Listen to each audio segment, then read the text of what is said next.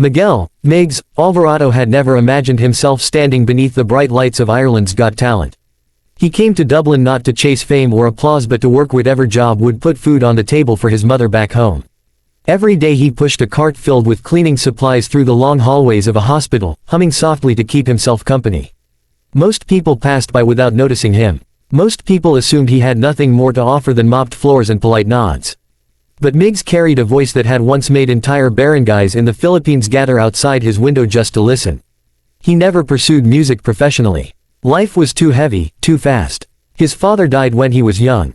His mother needed medication and constant support. Dreams took a back seat to survival.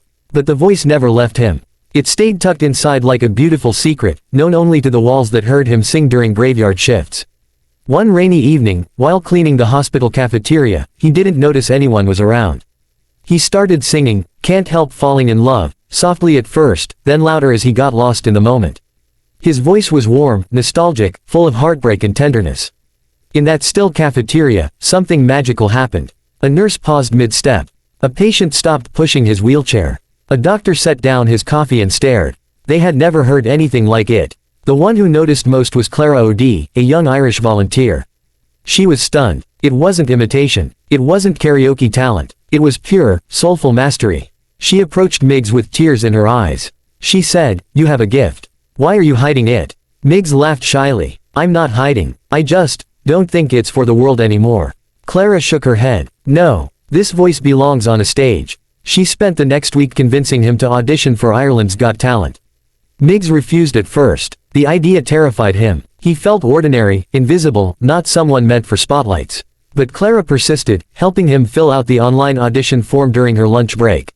When the audition date arrived, Migs nearly backed out. His hands shook. His heart raced. But Clara pulled him into the building, promising she'd be right there in the audience. Inside the auditorium, contestants rushed about with costumes, makeup, guitar cases, and loud conversations. Migs stood quietly in the corner wearing a simple white shirt and old jeans. People brushed past him without a second glance. To them, he looked like someone delivering water bottles, not someone ready to sing. When his number was called, he stepped onto the stage. The judges exchanged curious looks. A few audience members whispered. He looked nervous, overwhelmed, too ordinary to impress. Simon Cowell raised an eyebrow. "Hello. What's your name?" "Miguel Alvarado," he said softly. His accent was gentle. "And what do you do?" Simon asked. "I'm a janitor at St. Mary's Hospital," Migs answered. The crowd murmured. Some smiled politely. Others seemed to pity him. Simon leaned back. "All right, Miguel. Tell us why you're here." Migs swallowed hard. "Someone believed I should try. So, here I am." It wasn't a dramatic answer. It wasn't loud or confident. But there was sincerity in his eyes that softened even the toughest judges. The music started. It was an Elvis classic, "It's Now or Never." The audience readied themselves for mediocrity. But the moment he sang the first line, a transformation swept the room. His voice was velvet and fire, nostalgia and power. It wasn't a copy, it was a rebirth of a sound the world thought it had lost. Every note was perfectly controlled, every breath intentional. His tone had a richness, a haunting clarity, as though he carried every sorrow and joy he'd ever lived inside each phrase. The judges froze. Amanda's jaw dropped. Lewis Walsh whispered, "No way." Simon leaned forward so quickly the audience reacted with a gasp. Halfway through the performance, Migs hit a high note with such emotional force that the crowd erupted. People shot to their feet, clapping, shouting, some crying openly at how passionately he sang. Camera operators zoomed in, capturing Simon's stunned expression as he realized this wasn't an ordinary singer. This was someone who could stand on any world stage and dominate it. When the final note faded, the entire auditorium exploded into applause. People chanted his name. Some shouted, "Golden buzzer!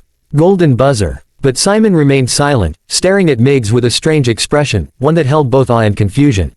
After several long seconds, he finally spoke. "That," Simon said slowly, "might be the best Elvis-style performance I've ever heard in my life."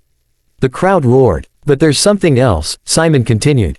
"You didn't just sound like Elvis. You sounded like someone who lived the meaning of every lyric. Where does that emotion come from?" Migs took a deep breath, hesitant. But the truth poured out.